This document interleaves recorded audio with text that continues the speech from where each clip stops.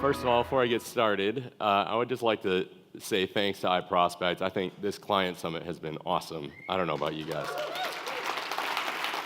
I've been to a fair amount of these, and I have to say that very few of them are done as well, executed as well as this one. And I'd also like to thank the presenters, especially these presenters from the labs that we just did. I mean, those were fantastic, and those guys had to do 8 of the same presentation right in a row, right? That was not easy. And some of them had to talk over other ones that were doing it 10 feet away, right? That's pretty good. So I appreciate not having to talk over the top of somebody who's presenting over here. And then lastly, I'd like to thank everybody else that I've met along the way here. I've met a lot of really incredible people who are doing a lot of really great work, and it's inspirational. And I'm just really, really happy to be here. I'm going to talk to you a little about a topic that's a little bit different, I think, than what most people have talked about so far. And in my role as Global Digital Strategy Director at Kellogg, basically I get to work with a lot of brilliant people all around the world to change an organization, which is awesome. It's a really cool job. But with most things, there's a twist, right? And the twist is, I don't get to decide anything. I don't get to tell anybody what to do. Well, there's one exception to that. I do have one person that reports to me, and every once in a while, I get to tell him what to do, all right? But the rest of them, I have to influence. The rest of them, I have to try to get them to do something that they aren't doing today. And that can be a daunting task, and so that's really what we're going to talk about today is strategic influence. I think the key to this is that, well, first of all, it's a huge topic. We have 15 minutes to talk about it, and I'm fairly certain that somewhere right now there's like a week-long conference going on about like how to influence, right? And it's filled with a whole bunch of panels, I'm sure, with people that are smarter than me on the topic. And so I'm going to give you my POV on it. But the thing about influence is that it's really difficult to do. Have you ever tried to change somebody's mind about something? Just one person? You ever try to change their mind? I honestly am not sure, even though it's my job to do it for an entire organization. I'm not sure that I've ever successfully done it. I'm not sure. And I think I'm fairly certain, and I know that my wife would totally agree with that. And the key is really that it's not just about getting them to agree with you while you're in the room. It's about getting them to think and act differently when you're not. And when your value is measured in how much you're able to move an organization, how much you're able to successfully influence, you've got to figure out how to do it. So that what I'll specifically try to take on today is how do you influence an organization? How do you get to the right conversations? And what are the implications of that on the way that you work with internal and external teams? But before I do that, I want to talk about you. Well, actually us. And I want to talk about this time today and the incredible opportunity that we all have right now. What am I talking about? I'm talking about a time of extraordinary change. And I think it's probably really difficult for most of us to fully appreciate the kind of change that we're talking about here. Because the reality is that we live in, every presentation needs a good acronym, right? We live in this environment that is a post-impact climate. And this is what I would say is the early post-impact climate, which is a ton of disruption. And it hasn't always been this way. For people who have been in the industry for a while, you probably started your career at a time where there was actually a tremendous amount of stability. We had television, and we had print, and we had out-of-home, and we had radio, and we had PR. And the reality is that our use of the channels evolved more quickly than the channels themselves. Think about that. Our use of the channels evolved more quickly than the channels evolved themselves. And I think we can all agree that today's world is very, very different from that. I think if you look at people who retire now, right, from our profession, if you look at them on their last day out, I think they have this sense of relief on their face, like, oh my God, I'm out of here, right? Because everything is changing. Everything is changing. And that provides us with an unbelievable opportunity. And so it's really about what we're going to do with it. One of the things, and I'm sure you've heard this before, one of the things that just is always staggering to me is that we hold in our pockets, hopefully idle in all of your pockets right now, we hold more processing power than what was used to put a man on the moon the first time, right? Think about that. This can take you there, right? It's crazy. I've got 2 of them, so somebody can come along with me later, right? So, just think about that. Think about that. The impact that has occurred from the advent of the internet, from the compounding impact of cheap, immense processing power that can go with you anywhere you want to go, that is with you all of the time, right? It is incredible. There is a huge ripple effect that happens that is data, and we've been talking about data all week, right? And then on top of that, we've got this thing that is very quickly emerging, which is artificial intelligence, machine learning, call it whatever you want. But all of these things together culminate in something that is really dramatic and is changing everything. 2013, so 2 years ago. Does anybody think anything profoundly historic has happened in the last 2 years? So there's more data that's been created in the last 2 years than all of the other years combined. And it's not even close. 9 times more data in the last 2 years than ever before that. And that's all of human civilization. That is incredible. So what are you going to do with it? And why am I talking about this, right? Why am I talking about this? Is this off topic? I don't think so, because I think that this is your most important job. I think that your most important job is about helping your organization figure out how to navigate and thrive in this early post-impact climate until we get into another environment that is much more stable than the environment that we live in today. Because you hear a lot of people saying things today like, things are never gonna stabilize. I'm not sure I agree with that. I think it'll take a while. I think it'll take a long time.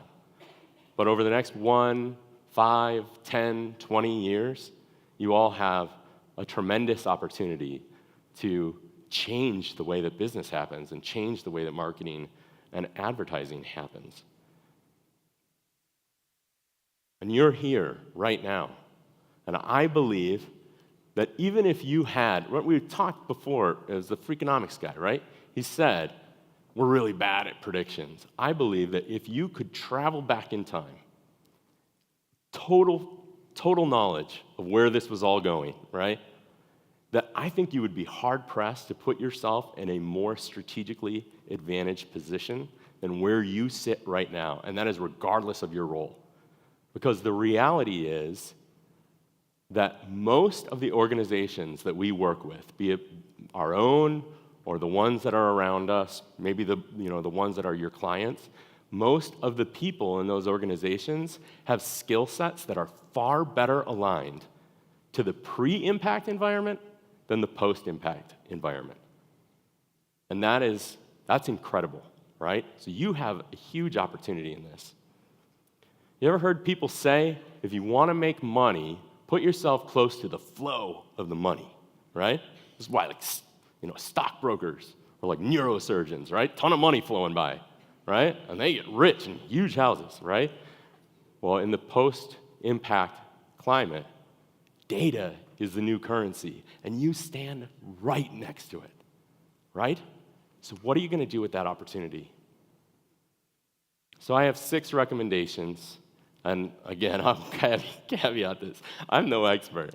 It's been trial by fire for me. How do you impact an organization? How do you get to move people? But I'll give you what I've learned along the way, and I hope that it offers you at least a little something. Number 1, have a vision. So where is this all going? You have to be able to articulate a future vision. You don't have to be right. That's really important. You don't have to be right. You just have to be able to articulate where it's going. You got to be walking somewhere, right? You got to be going somewhere.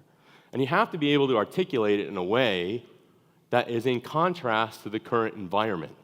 And the reason why that's so important is because you need to be obsessed with the barriers that exist between the two.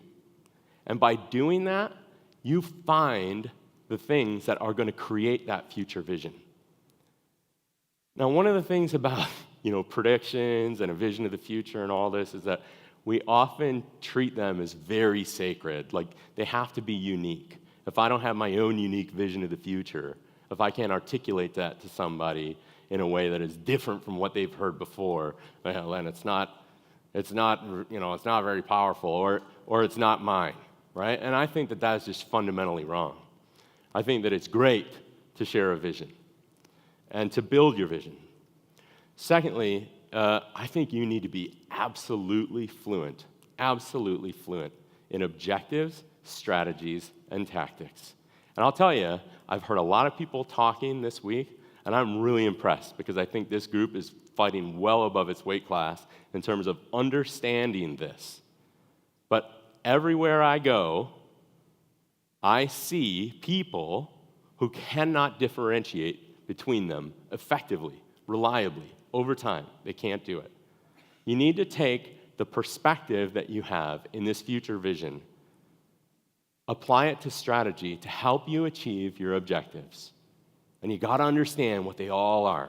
And it doesn't matter what the visual is or whether or not you probably have a better visual about how to lay this all out. And that's great. The important part is that you understand it. And before we leave this, I just want to talk about one other really important component of strategy, which is insight. And there are a lot of things that go into insight, but I believe that the most important thing is for you to understand the aspirations of your business and your brand and how that overlaps with the needs of consumers. Because if you don't fully understand and feel the overlap in that territory, I think that success is a lucky strike extra. It doesn't mean that you can't do it. It just means that it's going to be really hard for you to do it methodically over time. You have to understand that overlap. I have 2 minutes left. That's not good. So specifically, we've talked about, earlier in the week, we've talked about differentiating the what from the how and the why, right? That's really important when it comes to measurement. So you would be shocked at the people that I have talked to all around the world at different levels in their organizations that will mistake a diagnostic measure for a KPI. We heard Facebook talk about people getting obsessed with social metrics. Let me tell you something. Fans never were a KPI. They were never a KPI, and you could see it coming a million miles away. And people who are, somehow feel like they were bait and switched by Facebook, let me tell you something. They needed to spend more time figuring out that what they were talking about this whole time is really a diagnostic. It's not, are you successful? It's how are you building to success? It's a diagnostic measure. It doesn't relate back to your objectives. I've even heard people say in the past, my objectives are to build my fan base, and that's terrible. That's terrible, right? And I think probably many of us have talked people off the ledge on that. So how do you influence your organization? I think that is really about aligning around the objectives. It's to get really clear, to have a vision, and to work against those common objectives. Because if you talk about that and you help people succeed, against their objectives, you're going to have success with it. Focusing on the right people. So I think that there are two critical people, and I will set this apart from consumers, okay? I think, or your customers.